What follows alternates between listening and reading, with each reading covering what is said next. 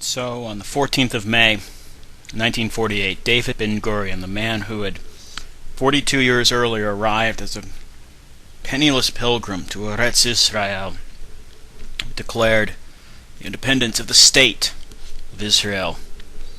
In the year 5657, at the summons of the spiritual father of the Jewish state, Theodor Herzl, the first Zionist Congress convened and proclaimed the right of the Jewish people to national rebirth in its own country. This right was recognized in the Balfour Declaration and reaffirmed in the mandate of the League of Nations, which, in particular, gave international sanction to the historic connection between the Jewish people and Eretz Israel, and to the right of the Jewish people to rebuild its national home. The catastrophe which recently befell the Jewish people, the massacre of millions of Jews in Europe, was another clear demonstration of the urgency of solving the problem. On 29th of November 1947, the United Nations General Assembly passed a resolution calling for the establishment of a Jewish state in Eretz Israel. The General Assembly required the inhabitants of Eretz Israel to take such steps as were necessary on their part for the implementation of that resolution. This recognition by the United Nations of the right of the Jewish people to establish their state is irrevocable. This right is the natural right of the Jewish people to be masters of their own fate, like all other nations, in their own sovereign state.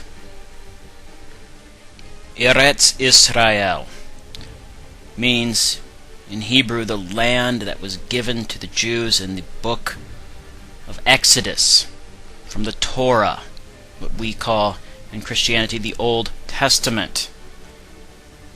This was the land Moses led the chosen people to. It's the land mentioned in the recruiting poster for Haganah and in their coat of arms, if you will. It's a very powerful idea, one that is going to become increasingly important as we move forward, especially after the 1967 Six-Day War. You see in here also the Balfour Declaration from 1917. We see Theodor Herzl, author of Die Judenstaat from 1896. We see mention of the Holocaust, just 36 months old here in the summer of 1948. We also see the word catastrophe, the catastrophe which recently befell the Jewish people. We're going to come back to that idea of catastrophe at the end of the lecture. But declaring yourself independent and becoming independent are two separate things. And the 600,000 Jews that were living in Eretz Israel in the summer of 1948 faced off against at least twice as many Arab Muslim Palestinians. However, the Jews had an enormous advantage in command and control. The Jewish agency, the Haganah and the Irgun, we have here their symbols, the Haganah on the right, the Irgun on the left, with the image of the entirety of Eretz Israel bifurcated by a rifle. This command and control structure, this nascent state, this Israeli Defense Force in waiting, would be the critical difference that, though outmanned, though outgunned, would allow these few Jews here in the summer of 1948 fend off the Egyptians, the Jordanians, the Iraqis, the Syrians, and the Lebanese, all simultaneously. This is the first Arab-Israeli war.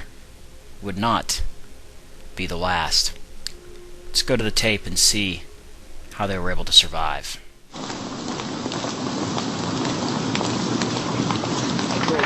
For the Jews of Palestine, this was a critical moment. Ben-Gurion was determined to go ahead with or without international support. I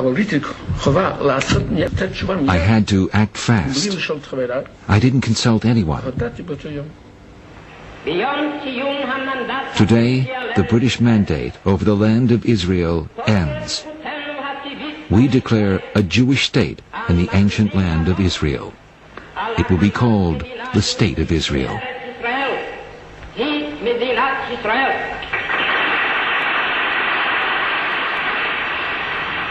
At the same time, UN's role in Palestine was supposed to end. When the hands pointed to 6 o'clock, the Iraqi delegate got up and said, Mr. President, there is a very important matter to consider before we proceed. The time is 1 minute past 6. Indeed, I think it is 2 minutes. The United States delegate, when he came to this rostrum, declared that if by 6 o'clock we cannot arrive into any conclusion, the whole game is up, and I hold that to you, Mr. President, to give us your ruling. The time is past 6 now. That was about the only occasion when the Iraqi delegate and I have ever agreed on anything. He was full of exuberance because he thought the game is up and now the road is open for the Arab invasion. I felt that the game is up, and that meant that we were free to establish our state without being accused of impinging upon an international decision. Then the news from Israel arrived. This government has been informed that a Jewish state has been proclaimed in Palestine, and recognition has been requested by the provisional government thereof.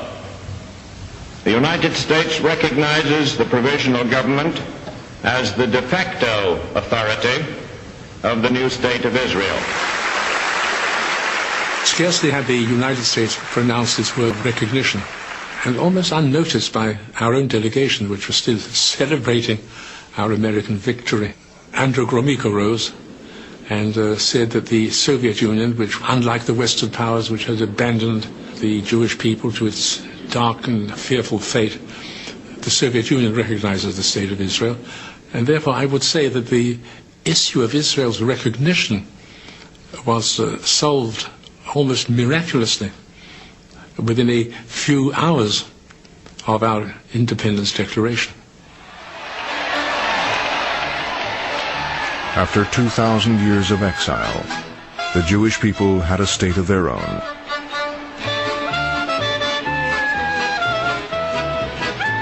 But even as they danced, Israel's fate hung in the balance.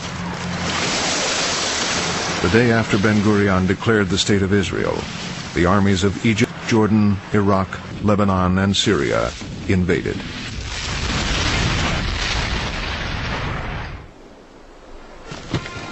But the largest Arab army, that of Egypt, had only been tested on the parade ground.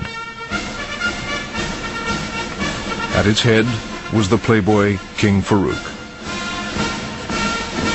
The king hadn't had any experience of war. Nobody, in fact, had any experience of war, including the commander-in-chief of the Egyptian army, you see. At the time, a euphoria reigned in the Arab ranks. The boys were very pleased with the war. They thought it was a good idea. But they had no idea of the logistics and the problems they were going to face. Still, the Arab states, with a population of 40 million, looked certain to overwhelm Israel's 500,000 Jews. It seemed that Ben-Gurion's new state would last only a few days. We thought it was going to be a pushover, that the Jews were going to run away the moment they saw Arab regular army uniform moving onto them with bayonets and whatever.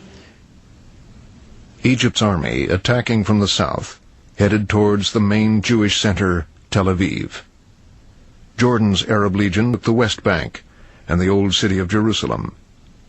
The Syrians moved towards Nazareth, while the Lebanese attacked from the north. The Arab regular armies converged on Palestine, superior in numbers and equipment. Early in the war, they had a number of victories.